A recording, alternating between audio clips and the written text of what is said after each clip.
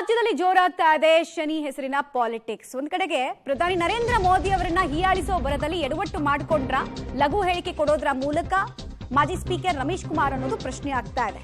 ರಮೇಶ್ ಕುಮಾರ್ ಹೇಳಿಕೆಗೆ ಬಿಜೆಪಿ ನಾಯಕರು ಗರಂ ಆಗಿದ್ದಾರೆ.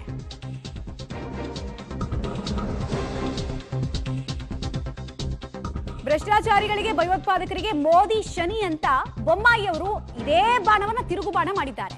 ರಮೇಶ್ ಕುಮಾರ್ ಅವರು ವೈಯಕ್ತಿಕ ನಿಂದನೆಯನ್ನ ಮಾಡ್ತಾ ಇದ್ದಾರೆ. ಹೀಗಾಗಿ ಅವರ ಬಗೆಗಿನ ಗೌರವ ಕಡಿಮೆ ಆಗಿದೆ ಅನ್ನೋದನ್ನ ತಿಳಿಸಿದ್ರು. ಪ್ರಧಾನಿ ಜಾಗ ನೆಹರು, ಇಂದಿರಾ, ರಾಜೀವ್ ಗಾಂಧಿ ಆಸ್ತಿನಾ ಅಂತ ಕೇಳಿದ್ದಾರೆ.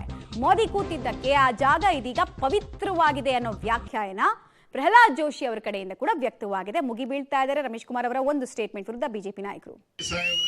ದೇವರಲ್ಲಿ ನಂಬಿಕೆ ಇಟ್ಕೊಂಡು ಜೂನ್ 4ನೇ ತಾರೀಕು ಕಾಯ್ತಾ ಇದ್ದೀವಿ. ದೇಶಕ್ಕೆ ಹಿಡಿದ ಶನಿ ಬಿಡುಗಡೆ ಆಗ್ಲಿನಪ್ಪ ನಮ್ಮಪ್ಪ ಅಂತಾರೆ. ನೀನ್ ಈ ದೇಶಕ್ಕೆ ಹಿಡಿದ ಶನಿ ಕಣಯ್ಯ. ಇಂದಿರಾ ಗಾಂಧಿಗ ಕೂತಿದ್ ಸೀಟಲ್ಲಿ ಬಂದು ಕೂತ್ ಬಿಟ್ಟಲ್ಲಪ್ಪ ನೀನು. ಎಲ್ಲಪ್ಪ ಇಂದಿರಾ ಗಾಂಧಿ? ಅಂತ ಜಾಗಕ್ಕೆ ಅಂತ ಅವನ್ ಬಂದು ಕೂತ್ ಬಿಟ್ರಪ್ಪ. ಏನೋ ಸಂತೆಯಲ್ಲಿ ಅವನಾದ್ರೂ ಹಾವಾಡಿಗರೊಂದು ಸುಳ್ಳು ಹೇಳೋದು ಕೇಳಿದೀವಿ. ದೇಶದ ಪ್ರಧಾನ ಮಂತ್ರಿ ಆದವನು ಈ ತರ ಸುಳ್ಳು ಹೇಳೋದನ್ನ ನಾವು ಪ್ರಪಂಚದ ಇತಿಹಾಸದಲ್ಲಿ ಎಲ್ಲೂ ನೋಡ್ಲಿಲ್ಲಪ್ಪ.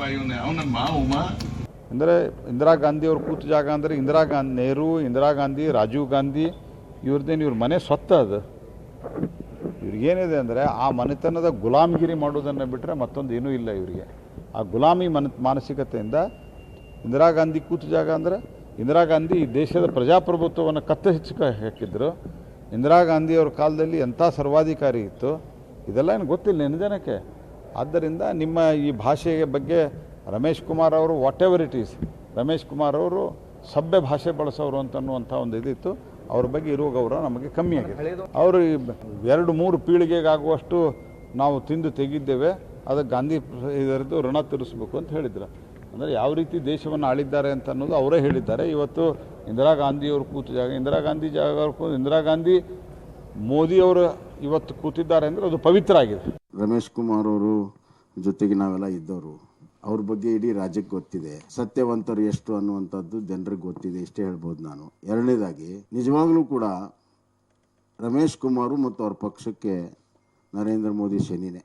ಯಾರು ಭ್ರಷ್ಟಾಚಾರ ಮಾಡ್ತಾರೆ, ಯಾರು ದೇಶ ವಿರೋಧಿ ಚಟುವಟಿಕೆಯಲ್ಲಿ ತೊಡಗ್ತಾರೆ, ಯಾರು ಜನ ವಿರೋಧಿ ಕೆಲಸವನ್ನು ಮಾಡ್ತಾರೆ, ಅವ್ರು ಶನಿಯಾಗೆ ಕಾಡೋದು. ದೇಶಭಕ್ತರಿಗೆ, ದೇಶದ ಸಲುವಾಗಿ ದುಡಿಯೋರಿಗೆ, ಯುವಕರಿಗೆ, ಹೆಣ್ಣು ಮಕ್ಕಳಿಗೆ ಅವರು ವರವನ್ನು ಕೊಡುವಂಥ ದೇವರು. ಜನರಿಗೆ ವರ ಕೊಡ್ತಾ ಇದ್ದಾರೆ. ಅವ್ರಿಗೆ ಮತ್ತೆ ಖಂಡಿತ ರಮೇಶ್ ಕುಮಾರ್ ಅವರು ಎಲ್ಲ ಗೊತ್ತಿದ್ದು ಹೇಳಿದ್ದಾರೆ. ಅವರು ನಿಜಾಗ್ಲೂ ಒಳಮರ್ಮ ಅವ್ರದ್ದೇನಂದರೆ ಕಾಂಗ್ರೆಸ್ಗೆ ಹೇಳಿದ್ದಾರೆ. ಯಾವಾಗಲೂ ಹಾಗೆ ತಗೋಬೇಕು ಅವ್ರು ರಿವರ್ಸ್. ಸಹಜವಾಗಿ ನಿರೀಕ್ಷೆ ಮಾಡಿದಂತೆ ಕಾಂಗ್ರೆಸ್ನವರು ಮೋದಿ ವಿರುದ್ಧ ಮಾಡುವಂತಹ ವೈಯಕ್ತಿಕ ನಿಂದನೆಗಳನ್ನ ತಿರುಗುಬಾಣವಾಗಿ ಪ್ರಯೋಗ ಮಾಡೋದ್ರಲ್ಲಿ ಈಗಾಗಲೇ ಚಾಣಾಕ್ಷತೆಯನ್ನ ಕಳೆದ 2 ಚುನಾವಣೆಗಳಲ್ಲಿ ಬಿಜೆಪಿ ತೋರಿಸ್ತಾನೆ ಬಂದಿದೆ. ಈಗಲೂ ಕೂಡ ಇದೇ ಶನಿ ಅನ್ನುವಂತಹ ವಿಚಾರವನ್ನ